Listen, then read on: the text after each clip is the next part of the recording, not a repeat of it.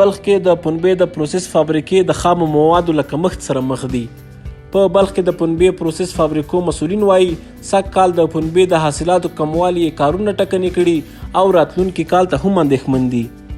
دوی زیاتوي سږ کال په بلخ کې طبیعي افاتو د پنبې حاصلات زیانمن کړل او که راتلونکی کال هم حاصل کم شي نو اړ دي چې خپلې فابریکې وتړي.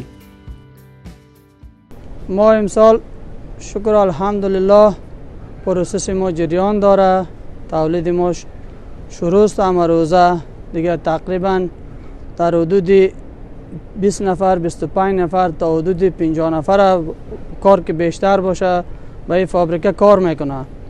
به این فابریکه کار میکنه دیگه روز و روزگار و نفقهشان اول از خدا، دوم از همیجا اکمال میشه. از همیجا اکمال میشه دیگه. پخته امسال باری پخته گپ میزنیم اینال پخته امسال دیقانا بسیار زحمت زیاد کردن، پخته زیاد کشت کردن، از پارسال قدر کشتش زیاد بود. پخته امسال زیاد مرض کرد امراض گوناگون آمد برای پخته. حاصلات پخته تقریبا نصف شده است نظر به پارسال، امسال نصف شده دیگه. اینال از طریق دولت، از طریق اتاقای تجارت، اتاق زراعت دیگه به دیقانا کمک کنه که دوای با کیفیت، دوا دیقان از بازار میگیره کیفیت نداره، دوا پاشی میکنن تقریبا 10 بار 20 بار دوا پاشی میکنن کیفیت ندارن، دوای مفاد نداره برای دیقانا که به پختهشان، بازم مرض میکنن. په همدې حال کې د دغو شرکتونو یو شمېر کارکوونکي هم اندېښنه ښیي چې د فابریکو تړلو په صورت کې به سلګونه ځوانان روزګار شي. ما مردم یک 20 نفر هستیم اینجا کار میکنیم. کار همینا خوب باشه ما مردم روزگار ما که تامین پیش میره. اگه اینا ماشین ناخواه باشه ما مردم بیکار. 20 نفر همینجا چارش میشه، 50 60 نفر در شرکت چارش، کلی مردم مسلمانان یک چارش میشه. واجد ملک مردم هم نیست. رفته که یک جای مهاجرت کنین، مسافری کنین، همینجا خوب باشه ما مردم خوش هستیم.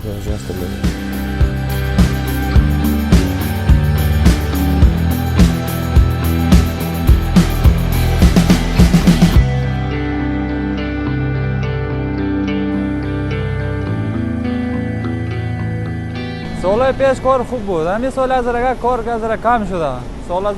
سالهای پیش شب هم کار بود، روز هم کار بود، ولی ذره کار کم شده. این ولی ما چیزی میکنیم که کار زیاد شود، از کار نباشه ما خوب بیکار هستیم. همین کار است که میکنیم دیگه، کار نیست که ما بکنیم.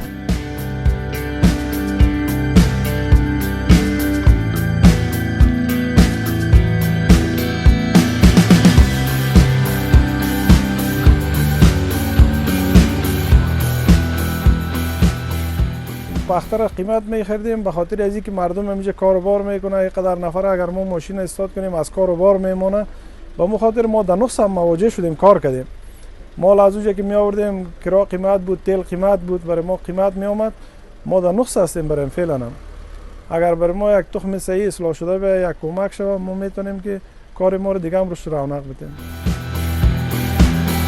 د بلخ د صنعت او سوداګرۍ ریاست د شمیرو له مخې دا مهال په دغه ولایت کې د پنبې پروسس 22 فابریکې فعالې دي چې ډیرو یې سږ کال فعالیت پیل کړی دی.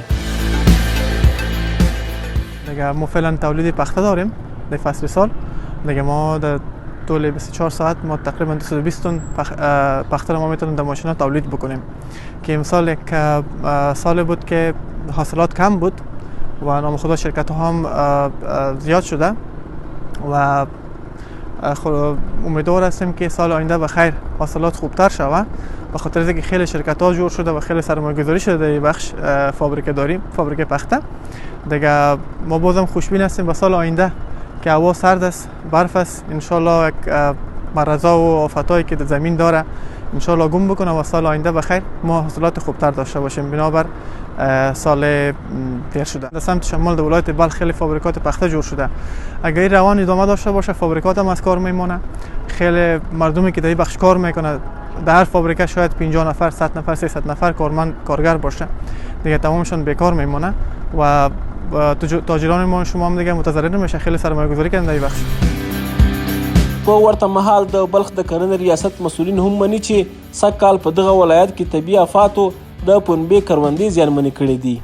در سال جاری در ولایت بلخ امراض و آفات و بلند بودن درجه حرارت باعث ازی شد که حاصلات در مزاری پخته کاهش پیدا بکنن.